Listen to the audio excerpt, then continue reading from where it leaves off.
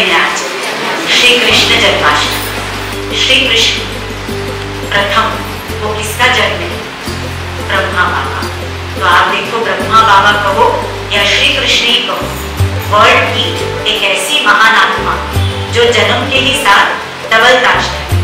Double ताज है उनके पास, एक तो राजाई का ताज है विश्व के मालिक स्थिति का, और दूसरा पवित्रता का। तो इसीलिए वो क्राउन प्रिंस है श्री कृष्ण।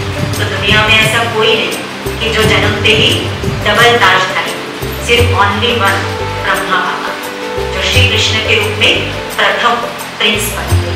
तो उसी आत्मा का ये इतना बड़ा भाग है। और जन्माष्टमी के अवसर पर लौकिक दुनिया वाली झांकियां सजाते हैं। और बाबा ने बच्चों को क्या सिखाया? क्या सिखाया? अपने अंदर झांकना, अपने अंदर झांकना। पर बच्चों की आदत क्या बन गई है? दूसरे को झांकते रहते हैं, वो क्या कर रहा है, वो क्या कर रहा है। तो बाबा कहते बच्चे, अब दूसरे को देखने का समय गया, अब किसी को मत देखो, बस बाबा और मैं। बस जिस आत्मा को ये आ गया ना, समझो वही पास विद ऑनर बन सकता है।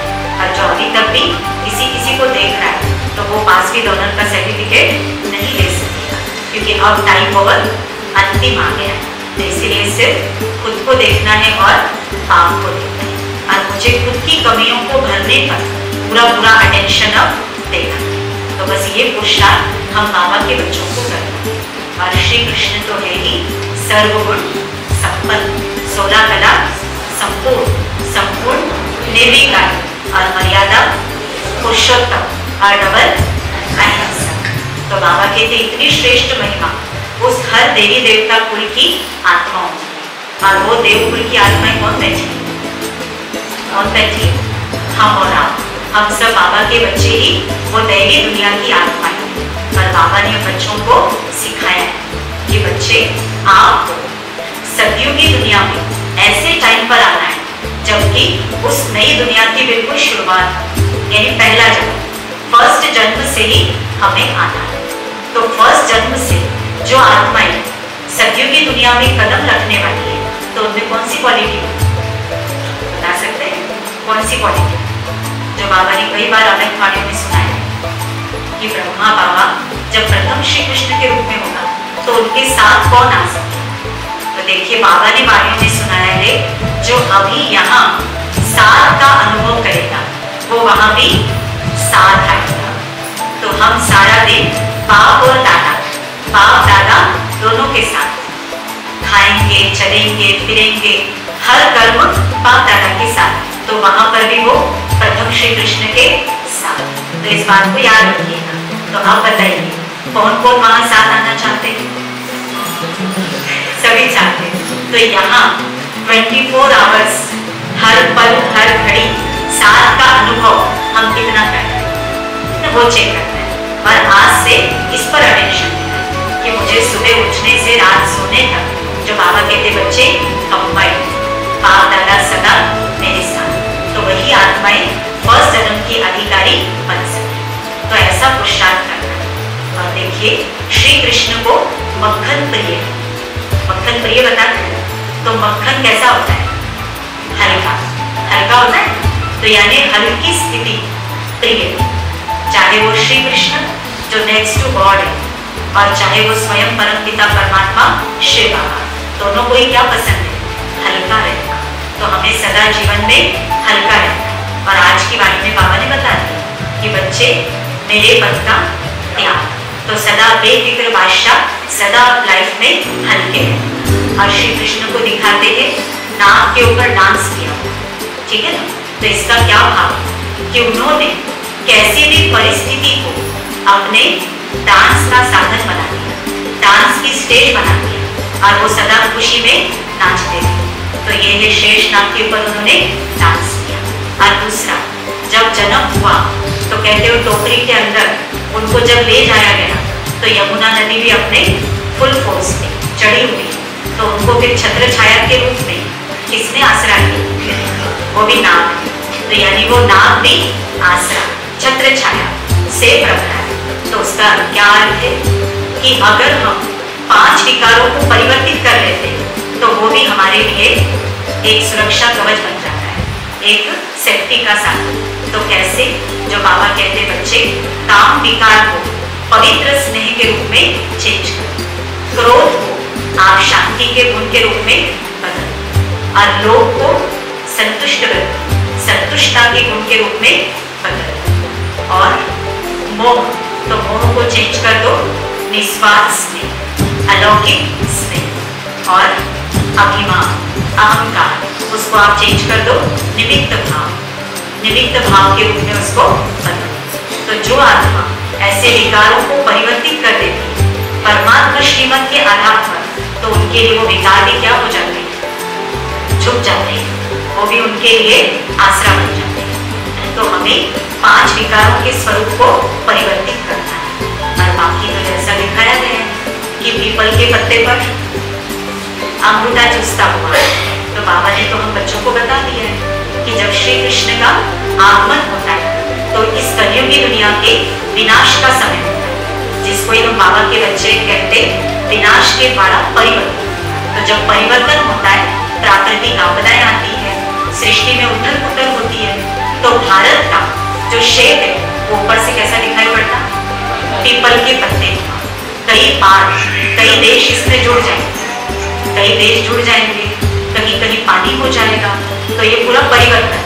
पर ऊपर से आकार कैसा होगा भारत का? पीपल के पत्ते। और इसी भारत भूमि पर श्री कृष्ण का जन्म होगा।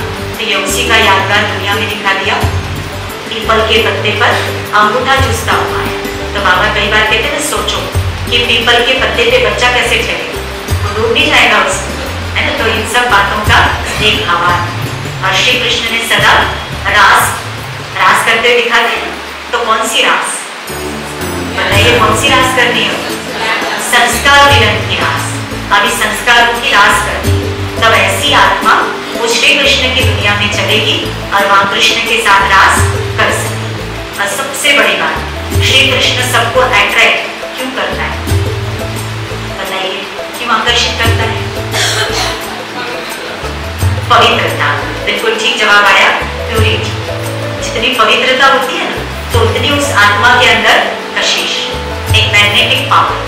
तो बाबा कहते बच्चे, आप भी अपनी प्यूरिटी की स्थिति को बढ़ाते जाओ, तो अभी इसी टाइम आप आत्माएं भी ऐसी आकर्षण हो बनेगी, और भविष्य में तो हम सब आकर्षण हो रहेंगे, जो द्वापर से भी हमारी इतनी मूर्तियों के रूप में, चित्रों के रूप में पूजा। और दूसरा एक अट्रैक्शन का कारण है हर्षित स्थिति। हमेशा श्री कृष्ण का चेहरा कैसा दिखाते? हर्षित, मुस्कुराता, जो सबको प्रिय लगता है। आपको एक रियल घटना सुनाते, अपने बाबा के एक बच्चे ऑस्ट्रेलिया के रॉबिन्स भाई, वो अपना अनुभव सुनाते हैं। उनसे किसी ने पूछा कि आपने ब्रह्मा कुमारी संस्था ज्वाइन कैसे की, आप इस संस्था से कैसे जुड़े? तो उन्होंने क्या सुनाया? उन्होंने सुनाया कि मैं जब भी अपनी चर्च में जाता, क्राइस्ट को देखता, तो कैसा दिखाते? शूली पे चढ़ाया हुआ। तो कहते मुझे अंदर ही अंदर दुख होता था। तो वो देखकर कि उनको भी कैसा किया गया, क्रॉस पे चढ़ा दिया गया। तो बोले ये चीज मुझे अंदर ही अंदर बहुत दुख देती थी, पर फिर भी चर्च जाके जो अपनी प्रेयर करनी है वो तो हम करके आ जाते। पर मैं अचानक भारत आया, और जैसे मैं भारत आया तो मैंने किसका चित्र देखा? श्री कृष्ण का देखा। और जैसे मैंने देखा हाथ में बांसुरी पकड़ी और साथ में उसका फेस कैसा, एकदम स्माइलिंग फेस, मुस्कुराता हुआ। तो बोले बस इसी चीज ने मुझे अट्रैक्ट किया, और मुझे ये समझ आ गया कि देखो कि भारत का जो देवी देवता धर्म का है ना, ये देवता है श्री कृष्ण, ये कितना अट्रैक्टिव है। और हम अपने जीसस क्राइस्ट को जब भी देखते तो हमें क्या लगता था? एकदम दुख होता था कि ऐसे सूली पे उनको चढ़ा दिया गया। तो बोले बस सिर्फ श्री कृष्ण के मुस्कुराते हुए चेहरे ने मुझे इधर अट्रैक्ट किया। अब ब्रह्मा कुमारी संस्था में मुझे पता चला कि हमें भी ऐसा श्री कृष्ण जैसा बनना है, हम भी ऐसा बन सकते हैं। और बस तभी से मैं ब्रह्मा कुमारी संस्था का नियमित विद्यार्थी बन गया। और वो रॉबिन्स भाई, आप देखिए कितनी आध्यात्मिक सेवाएं करते हैं, कितनी फिल्मों के माध्यम से वो बाबा के आध्यात्मिक मैसेज को देश विदेश तक पहुंचाने का कार्य करते हैं। पर उनको ज्ञान की ओर किसने मोड़ा? ये श्री कृष्ण का मुस्कुराता हुआ चेहरा। तो हम सबको किसकी दुनिया में जाना है? श्री कृष्ण। स्वर्ग में चलना है ना, तो इसे आज से एक संकल्प है कि मुझे सदा कैसा रहना है, हर्षित, यानी अंदर की खुशी। भले बाहर से कभी हो सकता है चेहरा मुस्कुराता और न दिख रहा हो, कभी ऐसे होता है ना कि वे फैन नहीं चल रहा है, पसीना बह रहा है, तो मुस्कुराहट आती है क्या फिर चेहरे पर? चाहते भी नहीं आती उस समय, तो हम वो बात नहीं करते है ना। पर अंदर से हर समय हमारी खुशी बरकरार है। कोई भी बाहरी परिस्थिति मेरी खुशी को मुझसे न छीने। जब बाबा कहते बच्चे खुशी तो ब्राह्मण जीवन का श्वास, और श्वास चलना ही रुक गया तो क्या हो जाए, समझ सकते हैं? तो इसलिए ब्राह्मण जीवन को सदा अच्छी रीति कायम रखना है। तो श्री कृष्ण जैसा खुश हर्षित हमें सदा रहना है। तो चलिए अभी 1 मिनट के लिए हम सब कहाँ चलेंगे, कहाँ चलेंगे? स्वर्ग में। और उसके पहले हम 1 मिनट अपने आप को विजुअलाइज करें कि मस्तक के मध्य में चमकती हुई पवित्र मन, मुझसे पवित्रता की तेजस्वी किरणें निकल रही और मेरे पवित्रता के प्रकंपन इस पूरे विश्व में फैल रहे।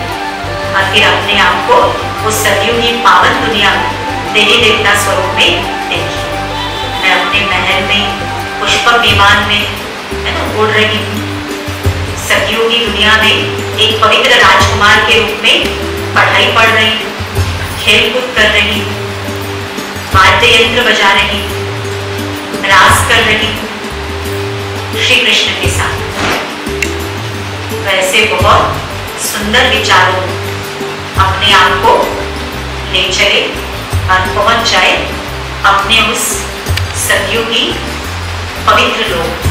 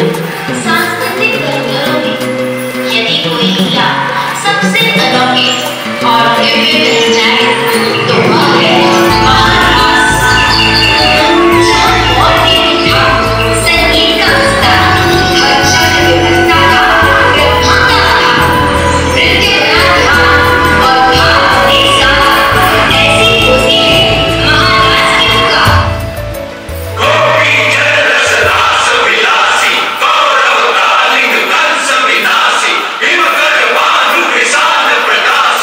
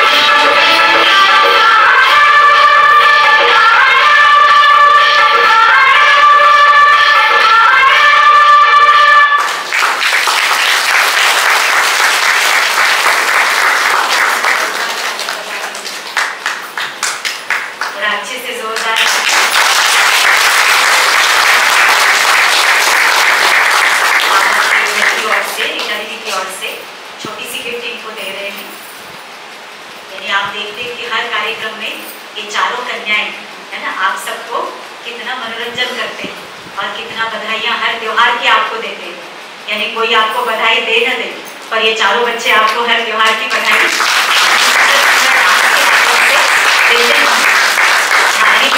धार्मिक रहना जाओ।